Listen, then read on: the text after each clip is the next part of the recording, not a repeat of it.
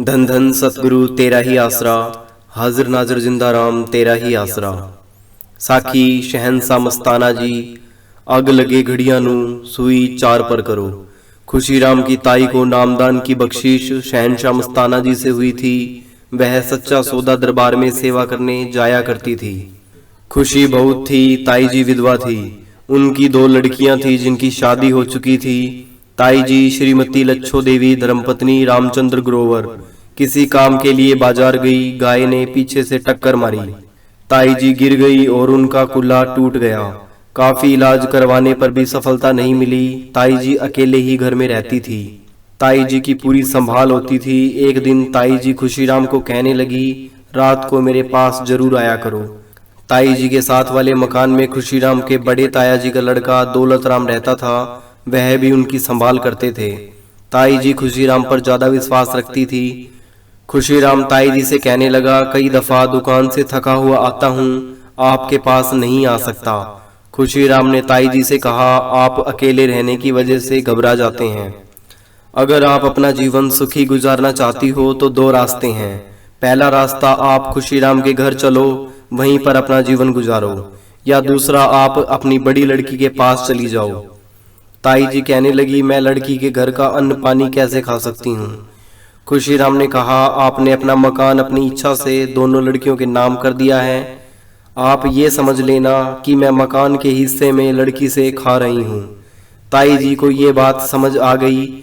उसकी बड़ी लड़की को बुलाकर ताई जी को मंडी डब्बा वाली अपना साधन करके खुशीराम छोड़ आया। कई दिनों बाद ताई जी का समाचार आया कि मैं बीमार रहती हूँ, आकर मिल जा। खुशीराम मंडी डब्बा वाली गया। ताई जी को हाथ जोड़कर नारा लगाया, धन धन सतगुरु तेरा ही आसरा। तो वो बहुत खुश हुई और कहने लगी, आज मेरी एक बात और मानो, मेरे पेट पर अपना हाथ फेर दो। खुशीराम ने कहा, यह क्यों। ताई जी कहने लगी, मेरी इच्छा पूरी करो। खुशीराम ने उनका दिल खुश करने के लिए पेट पर हाथ फेरा। ताई जी कहने लगी, मेरे सब दुख दूर हो गए। ताई जी फिर कहने लगी, खुशीराम एक काम और करो, आप शहनशाह मस्ताना जी से बेनती करो, जब मेरा अंत समय हो शहनशाह मस्ताना जी लेने आए। खुशीराम ने कहा, आपकी सेवा बहुत है, शहनशाह जी आपकी इच्छा जरूर पूरी करेंगे। ताई जी फिर कहने लगी, आप कोई ऐसा वचन करो जिससे मेरे को तसल्ली हो। खुशीराम ने कहा, आपकी सेवा तो बहुत है, शहनशाह जी खुशीराम की लाज रखेंगे। ताई जी ने कहा, अब मेरे को पूरी तसल्ली हो गई कि अंत समय मेरी पूरी संभाल होगी।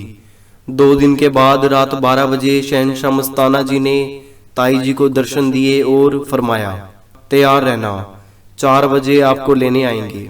ताई जी कहने लगी, बाबा जी मैं तैयार हूँ, मैं तैयार हूँ, मैं तैयार हूँ। पास सोई हुई ताई जी की लड़की उठी। उसने पूछा, माता जी क्या बात है। ताई जी ने कहा, शहनशाह मस्ताना जी सामने खड़े हैं, दर्शन कर लो। लड़की बोली, मेरे को तो नजर नहीं आते।